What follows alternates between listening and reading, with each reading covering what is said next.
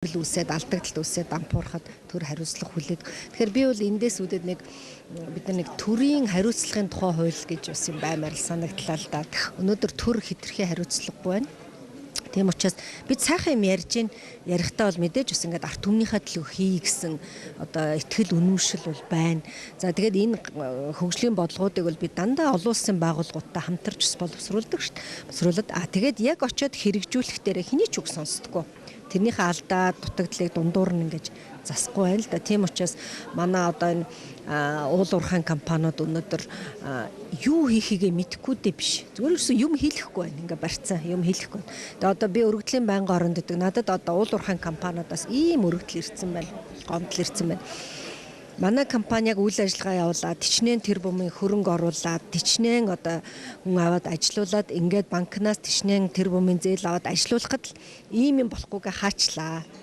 Одоо 2 жил болж байна. За нэг ийм асуудлаас болоод ингээд зөксөчлөө. Бид нар яахаа мэдэхгүй байна. Бидний буруутай үйл ажиллагааг одоо тогтоож өгөхгүй байна. Буруугүй юм бол бидрийг нээж өгөхгүй. Ингээд одоо ерөөсөө л нэг өргөдөл бичдэг те банкны үүсгдэг нэг ийм л шүү дээ одоо манай компаниуд. Тэгэхээр хамгийн түрүүн бид нар энэ эдийн засгийн хүндрэлээс гарыг гэж бодох юм бол энэ яг нөгөө мөнгө үйлдвэрлэдэг тэр эсгүүдийнхаа л энэ одоо гацаам түгжээг нь хурдан мулталж өгмөр байна. Гэхдээ ингээл төмөр хаалгаар хаагаал өөдөөс нь хаалгаа хаагаал харж ажил явахгүй байна л да. Тэрийг бол өнөөдөр бас хүмүүс нэлээд дурдж байна. Хоёр дахь асуудал бол ерөөсөө бид нар нөгөө оролцохгүй юмдаа оролцож байна. Тий. Одоо ерөөс ингээ монголч бантан болцсон. Төр нь бизнес эрхлэгч юм уу? Бизнес эрхлэгчд нь төрийн бодлого тодорхойлогч юм уу? Бодлого болсон. Ерөөс ойлгомжгүй болцсон. Зарим нь одоо их хурлд байгаа зарим гишүүд хувийнхаа компани ажлыг хөдөлтөд явж лээдэг. Гэтэл одоо төрийн байгууллагууд нь бизнесийг аль явж лээдэг. Ингээд ийм өөрөө нэг ойлгомжгүй байдал байгаа байхгүй. Тийм учраас ерөнхийлөгч ухаалаг төрлөө шилжийа гэдэг байгаа чи ийм учирт. Тэгэхээр сая би бас энэ эрд соёлын бодлогыг яаж хахад ерөөсөө л энэ төрийн оролцоог хязгаарлах заалтууд бол ихэнх нь эхлээд бол сайн дэмжигддэггүйсэн. Тэгээ одоо сүүл рүүгээ бас нэлээл ингээд хүн бас өөрчлөгдөж байна л да. Тэгээ дэмжигдэж байна. Тэгэхээр бид бол цаг их алдж байна. Одоо сая л шүү дээ. Энэ хамаг цагаад бид нар юм бичгээд зарцуулж байгаа. Одоо манай их хурал дээр ингээд ажиллаа хуулаа батлуулах гэж ирж байгаа хүмүүсийг би өрөвддөг ш хараад хэдийд нь хөрхөдөө ажиллаа хийдэг юм бол доо гэж. Үнэхээр ингээд тэр бичиг цаас ямар ч их юм шаарддаг. Тэгэл тим аваад ирэх юм, тим бичээд ирэх юм. Тэгэхээр бид нар бол хэтэрхий тийм нэг юм хүн суртал руугаа орсон байна. 90 онд ч амар байсан шүү дээ. Бүгдээрээ нэг пассворд өөртөлж аваад ганцганд явдаг. Бүгдээрээ нэг пассворд өөртөлж аваад одоо очиод контейнер авчир энэ зах зээлийн чинь дорнол дүүргчихсэн. Тэгээд энд бол нэг тийм айхтар ухаан шаардах юм байхгүй шүү дээ. Энийг нь хийлэхгүй ингээд том юм яриад ухаантай юм яриад ийм л одоо хэтэрхий хүн сурталтай л байна тийм. Тэгэхээр эдийн засгийн чуулганаар бас ингээ 2040 он хүртэл Монгол улсыг хөгжүүлэх бодлого төлөвлөлтийн талаар бас хамгийн өчигдрийн одоо энхний чуулганаар ярилцж байсан. Тэгэхээр яг одоо байгаа эдийн засгийн талаар та ямар бодолтой байдгийг, одоо байгаа эдийн засгийг 2040 он хүртэл хөгжүүлнэ гэхээр яг одоо дутуу зүйл нь юу байгаа, хэрэгтэй зүйл нь юу байгаа? Тэгэхээр өчигдөр бид нэр энэ олон экспертүүд ажилласан энэ хөгжлийн бодлогыг үзсэн шүү дээ. Ер нь Монгол орн одоо ирээдүйд одоо ойрын үеийн чиг хандлага ямар байх вэ гэдэг. Тэгэхээр жишээлхэд одоо манай хамгийн том хөрш, манай одоо гол экспортын бүтээгдэхүүн худалдаж авдаг хятад орн бол одоо ногоон эдийн засаг руу бүрэн шилжнэ гэдэг. Энэ бол өөрөө маш том дохио. Бид нар нөгөө нүүрс айл насаараа л зарах юм шиг те ингээл энэ нутгаа байнга л байж байгаа юм шиг боддог. Гэтэл хөгжил цаг хугацаагаар хэмжигдэж байна. Одоо хятад бол 2040 он хүртэл ногоон хөгжлийн эдийн засаг гэсэн бол одоо наан нэдэр бол бүгд сэргээгт хэрчим хүч рүү ордог ч юм ингээд бүх бодлогод тодорхойлцсон байна. Тэгэхээр манайх одоо энэ хэдэн жил энэ 2025 хүртэл бид нар чинь одоо эрд соёлын бодлогоос хөгжүүлсэн шиг хөгжүүлчих хэвээр. Юунаас ч айгаад ах юм алга. Биднэрт бол угаасаа л одоо энэ газарт одоо уул уурхай эрхэлж болно гэж зөвшөөрсөн бол бүр эрхэлсэн шиг эрхлээд ашиг олсон шиг бол олоод тэр нөхөн сэргээгээд ингээд энэ олсон мөнгөөрөө одоо хурдхан шиг нэг тулгымцсан асуудалтай шийдэх хэвээр. Эдийн засгаа нэг олон тулгуурт болгоно гэж байна. Бид нар чи ирээдүгээс уул уурхаагаар хамаардаггүй одоо орон болно гэж олон тулгуурт болгоно. За тэр хуламжлагдсан эмнэлэг, сургууль, цэцэрлэг одоо юу гэдэг нийгмийн энэ халамж тэтгэр энэ асуудлуудаа шийдээд ингээд явахгүй л нэг өдөр л одоо асуудал өөрлөн. Би зөв нэг жишээ хэлээ л да. Хэдэн жилийн өмнө нэг компани нөгөө нэг пэйжер гэдэг нэг утасны юм оруулж ирэх гэж бас их ажилласан л да. Маш их мөнгө зарсан, олон жил судалгаа хийсэн. Тэгээд тэр пэйжерийг оруулж ирээл дөнгөж хүмүүс хэрэгэлд сураад ажиллах гэтэл гар утас гарчихсан.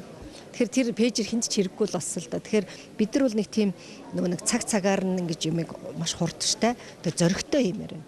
Ял нэг юм бичээлээдэг, төлөвлөөлөдөг. Гэтэл энэ хэрэгжүүлэхтэр бол үнэхээр хэцүү. Ийм асуудлууд бол байгаа. Тэгэхээр энэ удаагийн эдийн засгийн чуулган бас 34 салбар хуралдаантай болж байгаа. Тийм тэгэхээр таны хувьд бас өнөөдөр их танхимаас болж байгаа өөр салбар хуралдааныг сонирхож сууж үзсэн бол. Тэгэхээр одоо би уул уурхайн салбар хуралдаанд орно. За өчигдөр эрүүл мэндийн одоо салбарын засаглалын асуудлыг бол одоо энэ салбар хуралдаанд бол ахалж оролцсон. За тэгэхээр манад бол энэ эрүүл мэндийн салбар урд нь ер нь энэ эдийн засгийн форумд ордоггүй байсан юм. Уржнан бид нэг эрүүл мэндийн салбарын эдийн засаг гэж нэг оруулжсэн. Тэгэхээр манайх нөгөө эрүүл мэнд гэхээр одоо энд байгаа ингээд эдийн засаг улс төрч хүмүүс чинь эмчийн ажил гэдээ хайчдаг байхгүй. Гэтэл энэ эрүүл мэндийн салбар чи эмчээс гадна энэ салбарын эдийн засаг гэж өөрөө маш том асуудал байгаа. Өнөөдөр энэ салбарт ажиллаж байгаа хүмүүсийн тоо, за энэ салбарт улсын төсвөөс зарж байгаа мөнгө, даатгалаас зарж байгаа мөнгө, хувь хүмүүсийн карманаас зарж байгаа мөнгө, ингээд энэ бүх зүйл чинь өөрөө энэ улсын эдийн засгийн маш том одоо байр суурийг эзэлж байгаа. Тийм учраас бид энэ салбарын одоо яавал үр ашигтай байх уу? Яавал энэ бидний зарсан нэг төгрөг нь одоо эзэндээ хүрсэн үйлчлэгээтэй болох уу? Тийм ээ, энэ бүх зүйл дээр бид нар л ажиллах ёстой л доо. Тэгээд энэ дээр бол өчигдөр нэлээд сайхан ярилцсан. Өчигдөр бид бол зовлон жаргалаа ярилцаг өрс яг шууд юу хийх вэ гэдгээ л ярьсан. Тэгэхээр энд бол хамгийн түрүүн бид эрүүл мэндийн одоо засаглалыг сайжруулахгүйгээр бусад шинжилгээг хийж чадахгүй юм байна. Засаглал гэдэг нь одоо эмнэлгийн одоо эрх зүйн байдал нь ямар байх юм, бие даасан байх юм уу, хагас бие даасан байх юм уу, эсвэл 100% одоо хувийн байх юм уу гэдэг ч юм. Ингээд бид энэ засаглалын хэлбэрүүдээ ярьсан л да. Тэгэхээр одоо бусад оронд бол эмнэлэг бол өөрийн хуулиараа л зохицуулагдчихэдэг. Эмнэлэг бол жишээлхэд ямар нэг улс төрөөс хараад тийм ээ. Манад бол яаж юм гэхээр яг төрийн байгууллага шиг байгаа юм л да. Манай эмнэлгүүд чинь одоо яг утсан хүүхэлдэй шиг эндээс нэг сангийн яамнаас нэг юм татна, эндээс нэг одоо эрүүл мэндийн яам, эндээс нь байж ятал чинь одоо аудитаас шалгалт ирээд эндээс нэг мэрэгжлийн хэлэлцүүлгаагаал, эндээс нь одоо нийслэлийн эрүүл мэндийн газар шиг юм. Ингээд энэ эмнэлэг бие дааж өөрөө одоо үйл ажиллагаа явуулах асар хүндрэлтэй. Тийм учраас одоо судалгаагаар бол 78% нь одоо үйлчлүүлж байгаа иргэдийн 78% бол эмнэлгийн удирдлага муу ажиллаж байна гэсэн ийм зүйл байгаа. Тэгээ манайх нөгөө эмч нартаа л бүх юмаа даатгаад байдаг. Гэтэл энэ чинь өөрөө маш том шинжлэх ухаан. Hospital management гэдэг одоо эрүүл мэндийн салбарын менежмент чи өөрөө бүр тусдаа шинжлэх ухаан. Тэгээ энэ талаар манайх бол бас болсон хүчний нөөц дутагдaltaй байна. Шаардлагатай үгэл бид гадаадаас ч гэсэн болсон хүч аваад ажиллуулж болно шүү дээ.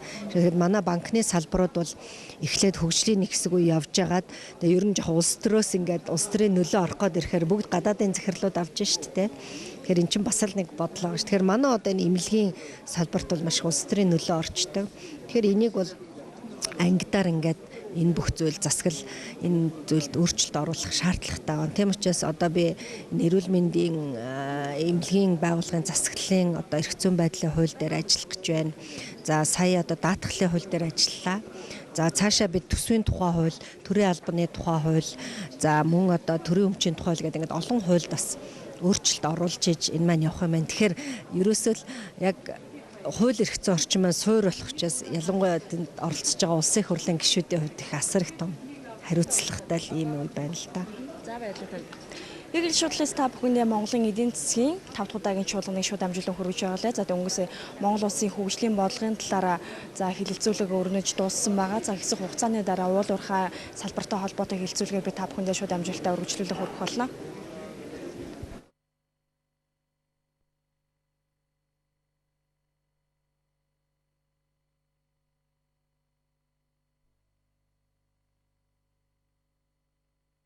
Сима.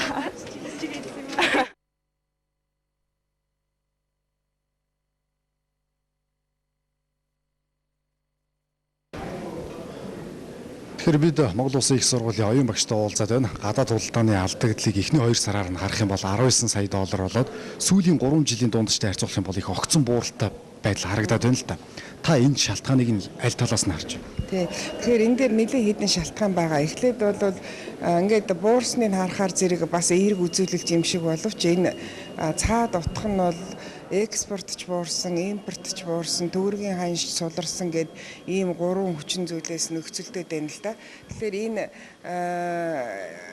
тий яг ингээд шууд алдагдал нь буурчээ гэхээр зэрэг тэр утгаараа эдийн засаг сайжирч байна гэдэг санааг бол өгөхгүй байна.